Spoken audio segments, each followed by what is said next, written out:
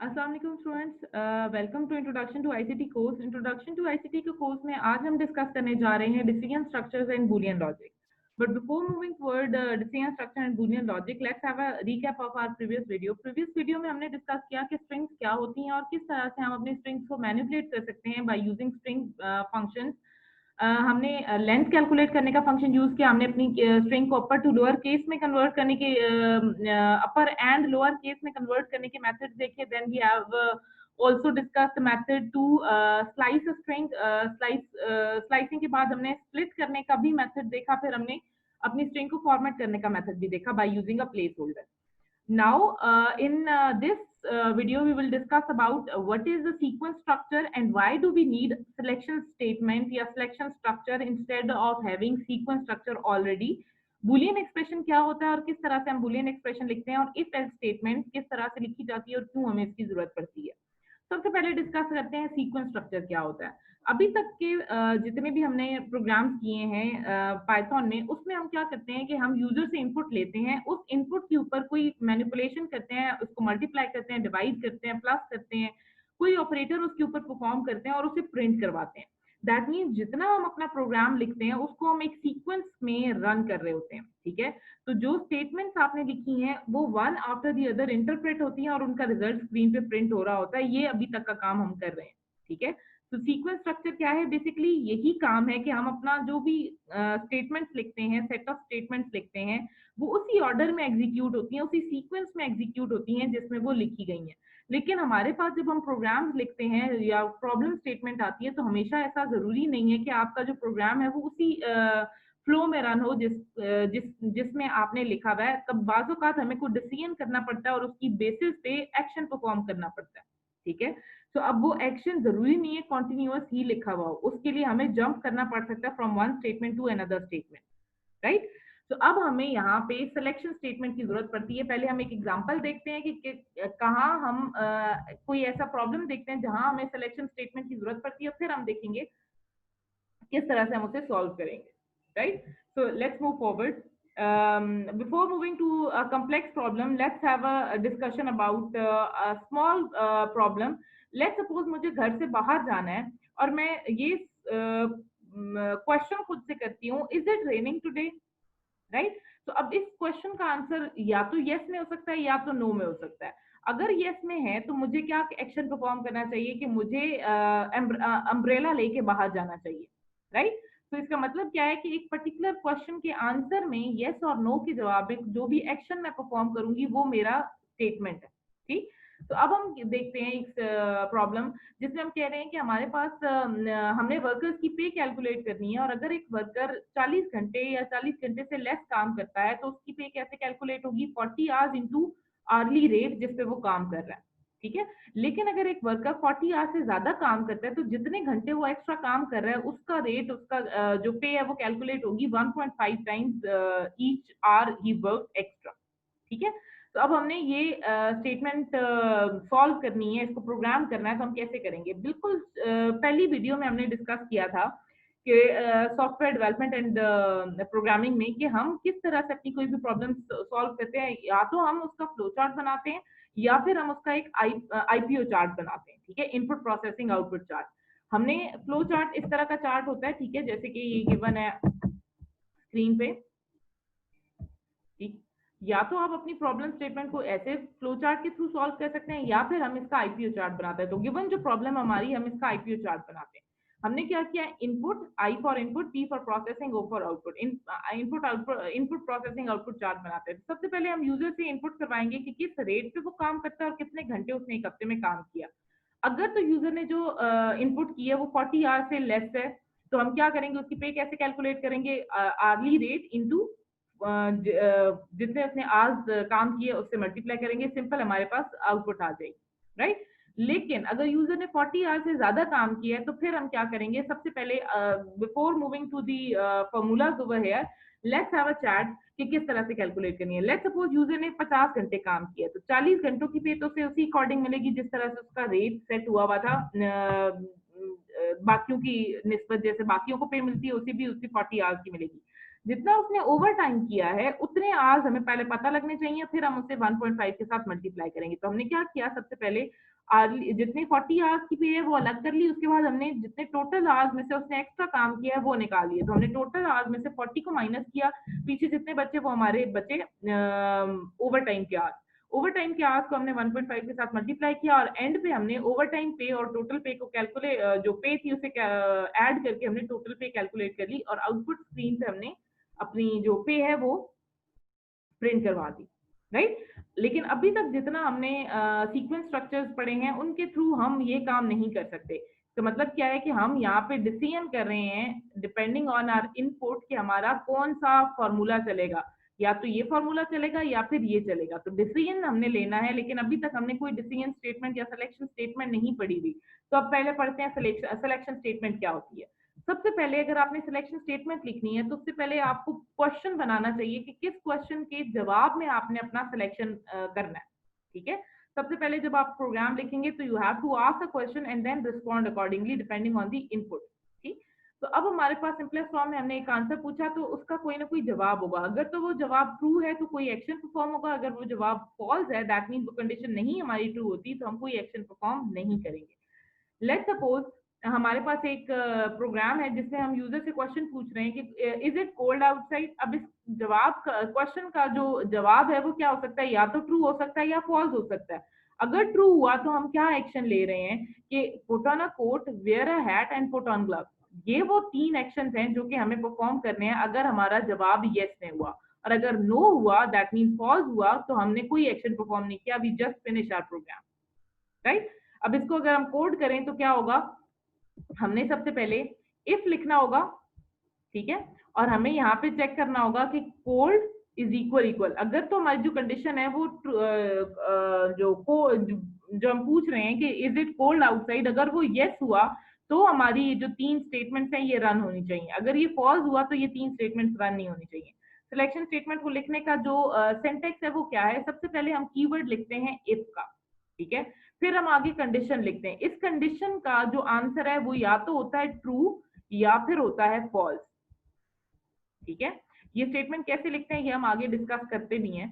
और तीसरी चीज जो इंपॉर्टेंट है वो ये है कि हम इसके एंड पे कॉलन डालते हैं, ठीक है।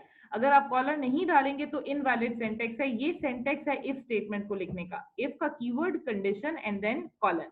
फिर हम अपनी तीन स्टेटमेंट्स या जितनी भी स्टेटमेंट्स आपको लिखनी है वो लिखते हैं। और स्टेटमेंट को लिखने के लिए जरूरी है कि आप इफ के बिल्कुल नीचे ना लिखें बल्कि कुछ स्पेसेस के बाद अपनी स्टेटमेंट लिखना शुरू करें। इस चीज को हम कहते हैं इंडेंटेशन। जब हम अपने इंट्रोडक्शन टू पाइथन की वीडियो देख रहे थे उसमें हमने डिस्कस किया था कि पाइथन के अंदर कर्ली ब्रैकेट्स नहीं होती, लेकिन यहाँ पे indentation is very important, spacing is very important, ठीक है।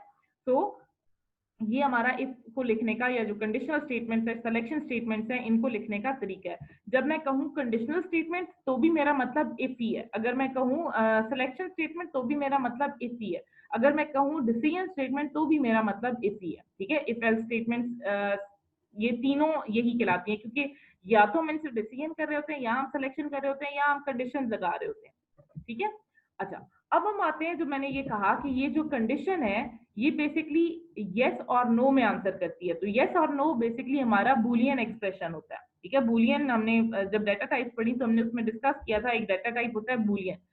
बूलियन डाटा टाइप बेसिकली एक फिलोसफर था जॉर्ज बूली, वो एक मैथमेटिशियन था और साथ ही इंग्लिश फिलोसफर भी था। उसने एक कॉन्सेप्ट दिया कि हमारा जो डाटा है वो एब्स्ट्रैक्ट भी हो सकता है, दैट मीन्स उसका आंसर यस और नो भी हो सकता है। उसने हमें बताया कि इस डाटा टाइप को हम उसके नाम पे हमने इस डाटा टाइप को बूलियन या बूल का डाटा टाइप डिक्लेयर किया, ठीक है। अब बूल डाटा टाइप क्या है कि जो आप क्वेश्चन कर रहे हैं उसका आंसर या तो ट्रू होगा या फॉल्स होगा, राइट। इसके अलावा कुछ नहीं हो सकता। या तो हम जो काम कर रहे हैं वो या जो क्वेश्चन है उसका आंसर ट्रू होगा या फॉल्स होगा या यस होगा या नो होगा, या फिर जैसे हम कहते हैं बटन ऑन होता है ऑफ होता है, मिड में कोई ग्रे एरिया नहीं है, ठीक है। या एक काम ट्रू है या एक फॉल्स है, या एक काम में यस है या नो है, इसके दरमियान में कोई स्टेटमेंट नहीं है। तो ऐसे एक्सप्रेशन को हम कहते हैं ये हमारे बूलियन एक्सप्रेशन है। हम बूलियन एक्सप्रेशन लिखते कैसे हैं, बूलियन एक्सप्रेशन को लिखने के लिए इस स्टेटमेंट में जो कंडीशन है बेसिकली वो हमारा बूलियन एक्सप्रेशन है, ठीक है। जो जहां हमने ये लिखा है ना, ये तो ये बेसिकली हमारा, यहाँ पे हम अपना बुलियन एक्सप्रेशन लिखते होते हैं। इसका आंसर या तो यस होगा या नो होगा। यस का मतलब है ट्रू, नो का मतलब है फॉल्स। अच्छा, हम बुलियन एक्सप्रेशन बेसिकली जब लिखते हैं तो उसके दरमियान में हम रिलेशनल ऑपरेटर यूज करते हैं। जब हमने अपने वीडियो डिस्कस की थी ऑपरेटर्स एंड प्रेसिडेंस वाली, उसमें हमने देखा था कि कितनी टाइप के ऑपरेटर्स मौजूद है। तो हमने असाइनमेंट ऑपरेटर, रिलेशनल ऑपरेटर और लॉजिकल ऑपरेटर्स में रिलेशनल ऑपरेटर या कंपैरिजन ऑपरेटर्स देखे थे। रिलेशनल ऑपरेटर हमें दो चीजों के दरमियान में रिलेशनशिप बताते हैं, ठीक है। रिलेशनशिप क्या हो सकता है कि या तो दो जो वैल्यूज है वो आपस में एक दूसरे से ग्रेटर है, लेस है, इक्वल है, लेस देन इक्वल टू है, ग्रेटर देन इक्वल टू है, या नॉट इक्वल टू है, ठीक है। ये हमारे पास सारे रिलेशनल ऑपरेटर्स है हमारे, ठीक है, नॉट इक्वल। अच्छा, अब लेट्स सपोज मैं एक बुलियन एक्सप्रेशन लिखती हूँ। ये बुलियन एक्सप्रेशन है, ठीक है। इसका आंसर या तो यस होगा या नो होगा। मैंने एक नंबर लिया 1 और एक नंबर 2 लिया। नंबर 1 में वैल्यू 10 स्टोर की, नंबर 2 में वैल्यू 7 स्टोर की, और मैंने कंडीशन लगाई इफ, और आगे कंडीशन क्या है कि नंबर 1 ग्रेटर है नंबर 2 से। इसका आंसर या तो यस हो सकता है या नो हो सकता है, ठीक है। तो हम वैल्यूज को सबसे पहले कंपेयर करते हैं। हमारी वैल्यू है 10, 10 7 से ग्रेटर है, ये ट्रू है, ठीक है। तो अगर ये स्टेटमेंट ट्रू होगी तो हमारे पास ये लाइन प्रिंट होगी। तो हमारे पास क्या हुआ, हमारे पास स्क्रीन पे ये प्रिंट होके आएगा कि number 1 is greater then number 2, ठीक है। अच्छा, अब हम इवैल्यूएट करते हैं अपने कुछ एक्सप्रेशंस को। लेट्स इवैल्यूएट कि हमारे पास वैल्यूज हैं ए बी सी और डी। ए की वैल्यू है 99, B 7, C -5 and D is 92। हमें ये एक्सप्रेशन इवैल्यूएट करने हैं कि ये एक्सप्रेशन ट्रू है या फॉल्स है, ठीक है। सबसे पहले हम कहते हैं a ग्रेटर देन 5। तो सबसे पहले क्या होगा, a की वैल्यू पिक होगी 99, 99 is greater than 7। Is this true और false? Obviously 99 is greater than 7, तो ये वैल्यू हमारी हो गई ट्रू, ठीक है। फिर हमारे पास जो स्टेटमेंट है वो है b is less then c। b की वैल्यू है 7, c की वैल्यू है -5, तो 7 इज नॉट लेस देन -5, ये कंडीशन हमारी हो गई फॉल्स, ठीक।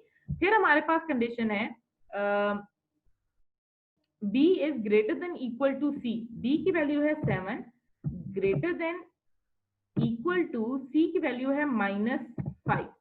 neither 7 is greater than no, let's have a look on this very carefully कि 7 is not equal to -5 but 7 is greater than 5 -5, right। तो ये स्टेटमेंट हमारी हो गई ट्रू। दोनों में से कोई एक भी अगर हमारा ये ट्रू हुआ तो हम ट्रू लिखेंगे, ठीक है। फिर हमारे पास है c which is -5, -5 is less than or equal to b is 92। -5 is not equal to 92 but it is less than 92, तो ये स्टेटमेंट हमारी हो गई ट्रू। फिर हम कह रहे हैं कि अगली स्टेटमेंट है a is equal to b plus d। a की वैल्यू है 99 और b की वैल्यू है 7 प्लस d is 92। तो अब मैं 7 और 92 को ऐड करूं तो मेरे पास जो वैल्यू आती है वो आती है 99।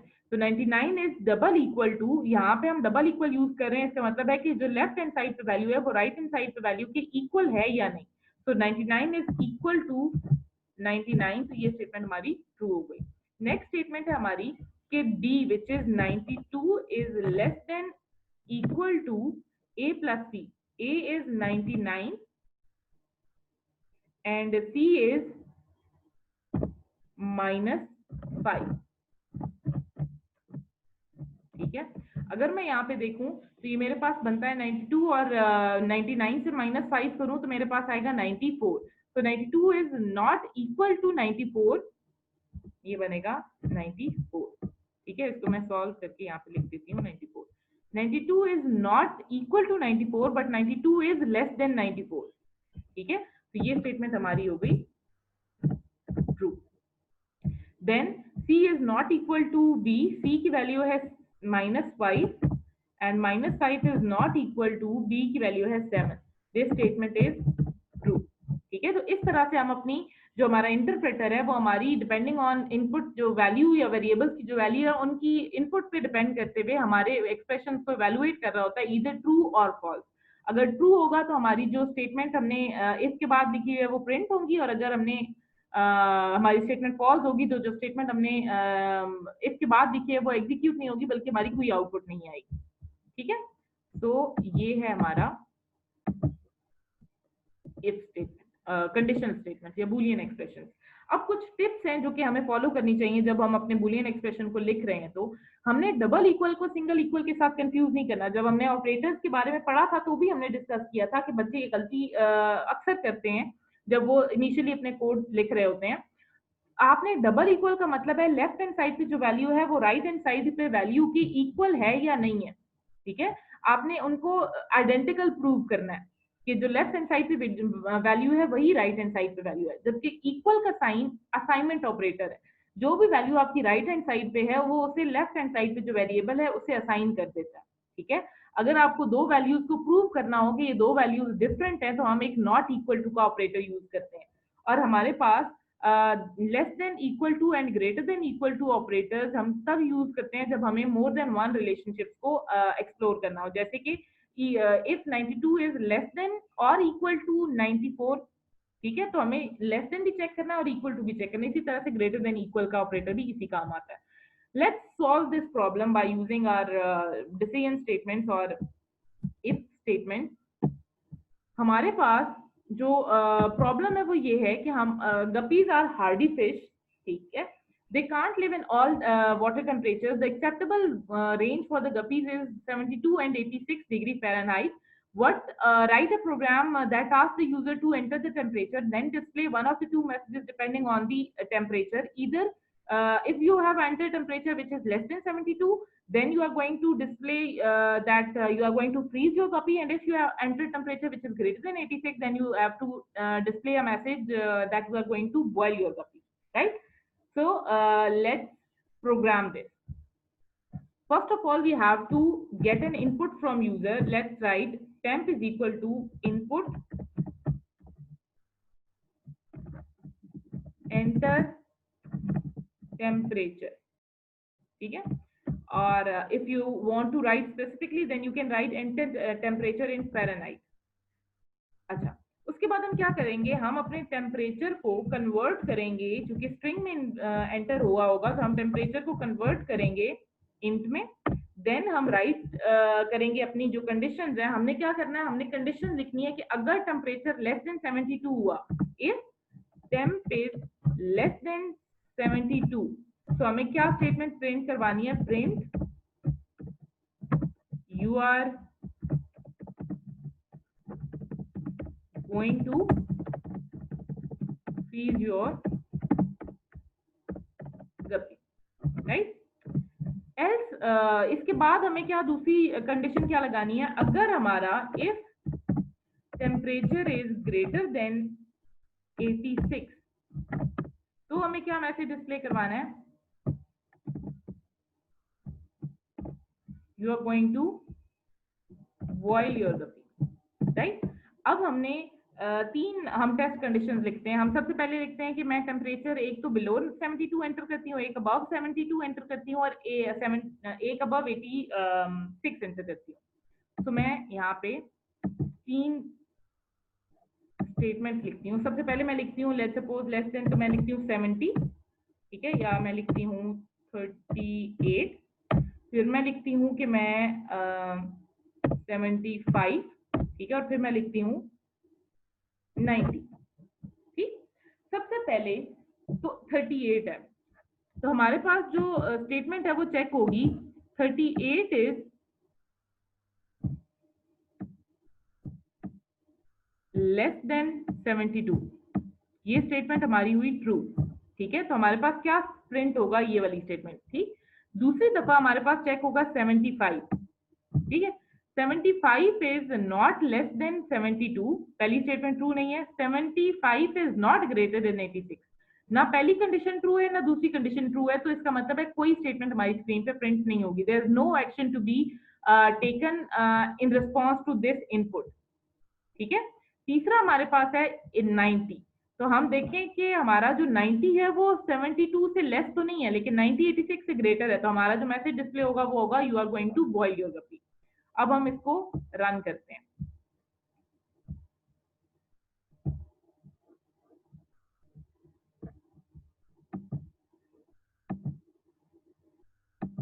अच्छा, सबसे पहले हमें कहा गया कि इनपुट टेम्परेचर, तो हम टेम्परेचर एंटर करते हैं सबसे पहले 38, ठीक है, you are going to freeze your guppy.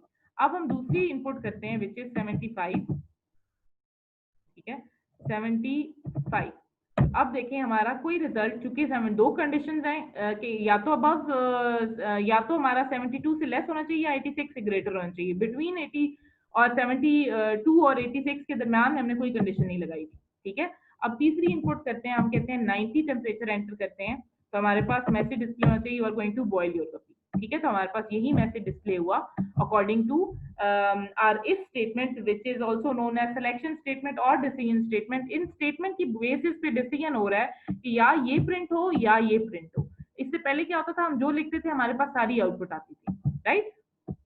अब हम सिलेक्शन स्टेटमेंट के बाद आते हैं। अभी तक हम जो काम कर रहे हैं वो ये है कि हमारे पास ट्रू के केस में आउटपुट या एक्शन परफॉर्म होता है, फॉल्स के केस में हम कोई आउटपुट परफॉर्म नहीं कर रहे, ठीक। तो अब हम देखते हैं कि अगर मेरे पास जो टेम्परेचर रेंज है 72 से बिलो मैं फ्रीज कर दूंगी, 86 से अबव मैं बॉयल कर दूंगी अपनी गप्पी को, लेकिन अगर 72 और 86 के दरमियान में टेम्परेचर होगा तो क्या मैसेज डिस्प्ले हो, ये भी मुझे देखना है, ठीक है। तो यहाँ पे इसको अमेंड किया गया इस प्रॉब्लम चैलेंज को, तो उसमें एक मैसेज ऐड किया गया कि अगर टेम्परेचर बिटवीन 72 एंड 86 हुआ then you have to print that your guppy is going to be fine, ठीक। तो इसको हम अमेंड करते हैं, हम कहते हैं अगर ये है, ठीक है, अगर पहला टेम्परेचर लेस देन 72 हुआ तो हम 70 प्रिंट करवाएंगे कि you are going to boil freeze your guppy. अगर ग्रेटर देन 86 हुआ तो हम करेंगे you are going to boil your guppy. लेकिन अगर इन दोनों में से ना हुआ तो हम क्या करेंगे, हम डिस्प्ले करेंगे else your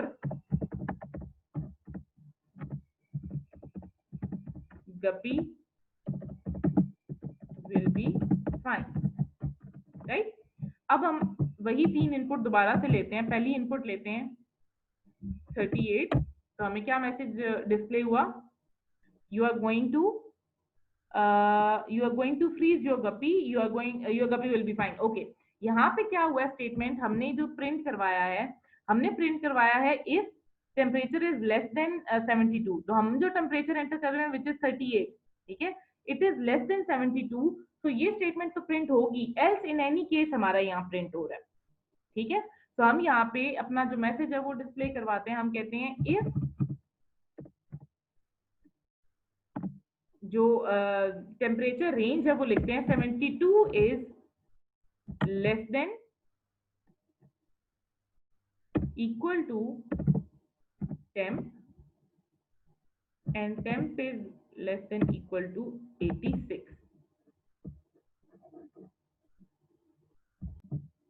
तो अब हमने बेसिकली जो कंडीशन लिखी है, हमने क्या लिखी है कि अगर टेम्परेचर रेंज 72, जो टेम्परेचर है वो 72 से ग्रेटर या इक्वल हुआ और 86 के दरमियान में, ठीक है, 86 से लेस है या 86 की इक्वल है, तो हमने प्रिंट करवाना है that our guppy will be fine.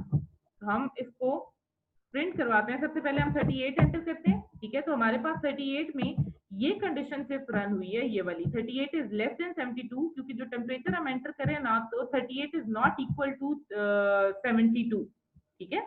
तो हम यहाँ पे पहली कंडीशन हमने ये रन की। दूसरी कंडीशन हम रन करते हैं 75 की। तो अब हमारे पास जो गप्पी विल बी फाइन, जो हमारी थर्ड स्टेटमेंट है वो रन हो रही है। फिर हम एंटर करते हैं 90, ठीक।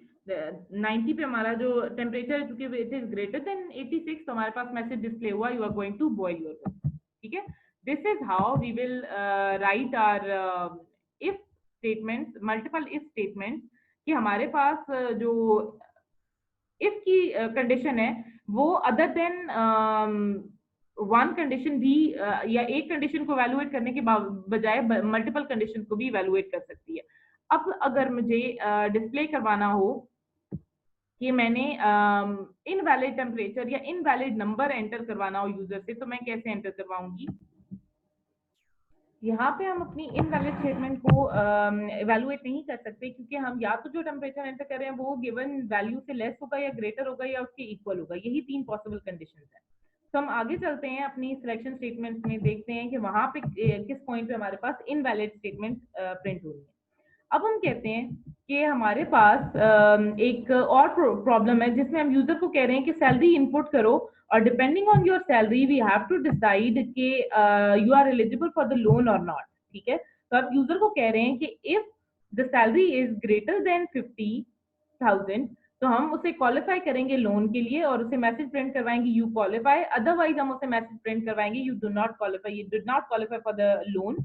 अब यहाँ पे हमने सिर्फ ग्रेटर का जो स्टेटमेंट है वो चेक किया, सिर्फ ग्रेटर का रिलेशन चेक किया, हमने लेस देन इक्वल का रिलेशन नहीं चेक किया। तो हम क्या करेंगे, सिंपली हम यहाँ पे यूजर से इनपुट करवाएंगे सैलरी और हम एंटर सैलरी करते हैं यहाँ पे एंड देन हम उसे कहते हैं सैलरी को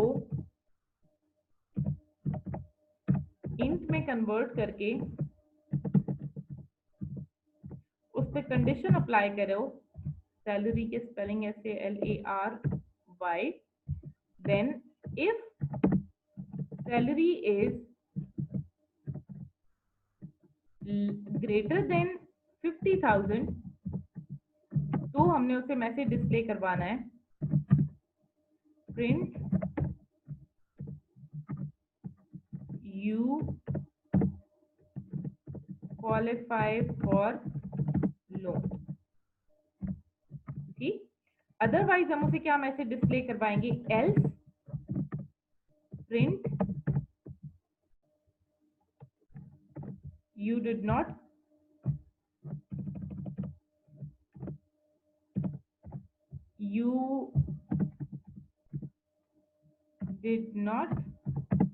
qualify for loan because your salary is not enough। ठीक है, ये हमने से मैसेज डिस्प्ले करवा दिया। अब हम इसे रन करते हैं, एक दफा हम सैलरी 50,000 एंटर करते हैं या 49,000 लेट्स सपोज एंटर कर देते हैं। ठीक है, तो हमारे पास क्या मैसेज आया, you did not qualify for the loan because your salary is not enough. अब हम दोबारा एक वैल्यू एंटर करते हैं जो कि 50,000 से अबव होगी, लेट्स सपोज हम एंटर करते हैं 60,000, राइट, तो you qualify for the loan. इसका क्या मतलब है कि अगर मैं सिंपली पहले ये लिखती एक स्टेटमेंट, मैं इस स्टेटमेंट को यहाँ से एल्स की स्टेटमेंट को मैं यहाँ से हटा देती हूँ और मैं सिंपली ये लिखती हूँ कि if salary is greater than 50,000 तो मेरे पास क्या होना चाहिए। ठीक है, तो मैंने सैलरी को लेट्स सपोज एंटर कर दिया 50,001, तो मैं तो क्वालिफाई कर गई क्योंकि इट इज ग्रेटर देन 50,000, बेशक 1 रुपया ये ज्यादा है लेकिन 50,000 से ग्रेटर है। ठीक है, तो अब हम कह रहे हैं कि अगर मेरे पास दोबारा से मैं इनपुट करती हूँ एक नंबर और मैं कहती हूँ वो इनपुट है 35,000 लेट्स सपोज। ठीक है, तो अब यहाँ पे कोई मैसेज डिस्प्ले नहीं हो रहा, जिस यूजर ने अप्लाई किया है उसे कोई स्टेटमेंट नहीं मिल रही कि क्यों उसे लोन नहीं मिल रहा। ठीक है, तो फॉर यूजर सेक हम क्या करते हैं कि हम अपने यूजर को बता देते हैं कि आपने जो इनपुट की है, क्योंकि वो इनपुट हमारी जो लोन पॉलिसी है उसको मैच नहीं करती, इसलिए हम आपको लोन नहीं दे सकते। तो बेसिकली जो इफ स्टेटमेंट है वो आपको सिर्फ तब रिजल्ट देगी जब वो ट्रू होगी। तो हम इन केस कि हमारा जो इफ स्टेटमेंट है वो फॉल्स है, उस केस में हम कहते हैं कि अगर ये ट्रू नहीं है तो एल्स में ये स्टेटमेंट प्रिंट करा दो ताकि यूजर को पता चल जाए कि क्यों वो एलिजिबल नहीं है फॉर द लोन। ठीक है, नेक्स्ट हमारे पास यही काम हमने किया हुआ है। नेक्स्ट अगर आपको इसी तरह के प्रॉब्लम सॉल्व करने, जैसे हमने प्रॉब्लम सॉल्व किया था स्टार्ट में बिल्कुल, कि अगर हमारे पास जो वर्किंग आवर्स है वो ग्रेटर देन 50 होंगे तो हम ये करेंगे, अदरवाइज हम ओवर टाइम भी कैलकुलेट करेंगे।